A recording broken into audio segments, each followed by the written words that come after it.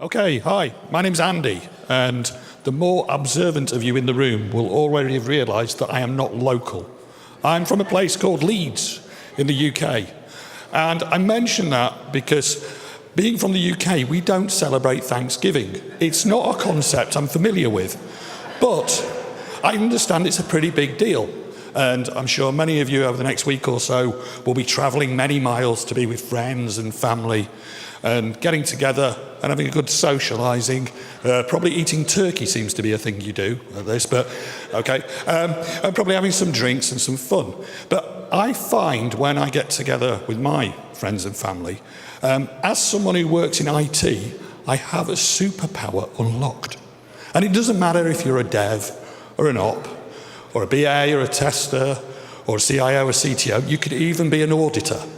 This superpower is unlocked because at some point over your visit, someone's going to say, could you look at the computer? It's running a bit slow. And I don't know about you, but I'm not particularly a great fan of spending my free time running antivirus software and spyware removal and the never-ending Windows update of a Dell laptop. Anyway, but there are people out there who would be more than happy to help your friends and family with their computer problems, but they might be scammers. They might steal passwords, bank details, install cryptoware and stuff. And I understand these people will phone you out the blue and claim to be some Windows support helpline.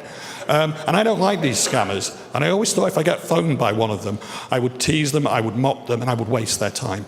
And sure enough, last summer, I got phoned by one of them. I answered the phone, they said, hello, this is Windows support. I'm afraid your computer is under attack. I said, goodness me, thank goodness you phoned. Can you help me? He said, yes, we can. Now, I'm under some complicated three-layer attack at this point. The first gentleman is trying to convince me that I've got a problem, so he runs me through some basic tests. He says, are you sat at the computer? I said, yes. He said, I want you to hold down the Windows key and press R. Of course, I'm trying to wind him up, so I'm getting this very wrong. So I'm pressing Windows and R and Windows. Eventually I say, I'm holding down the Windows key and pressing R. He says, brilliant, what's on the screen? I said, nothing, do you want me to turn it on? So that upset him quite a bit.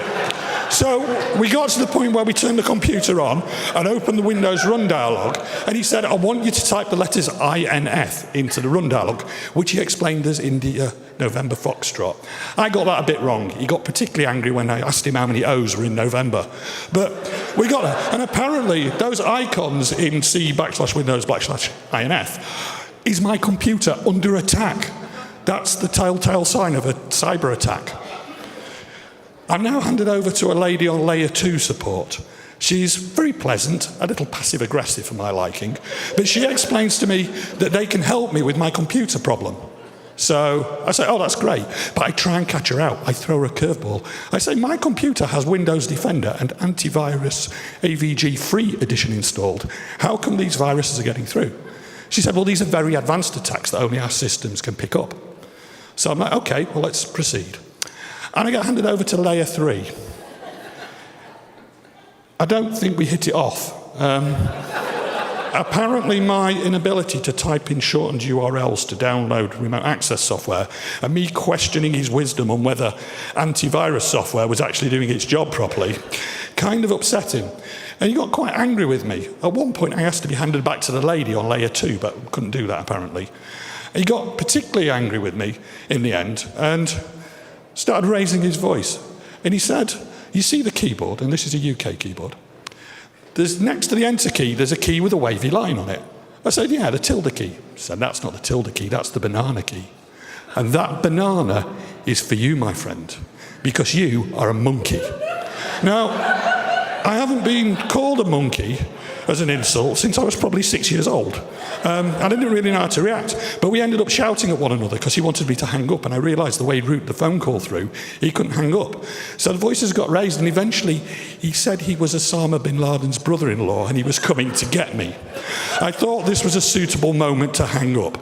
And I suppose the moral of this story is, over Thanksgiving, when you're with your friends and your family, and he asks for help with the computer, do so because you don't want scammers making a monkey out of your relations. Thank you very much.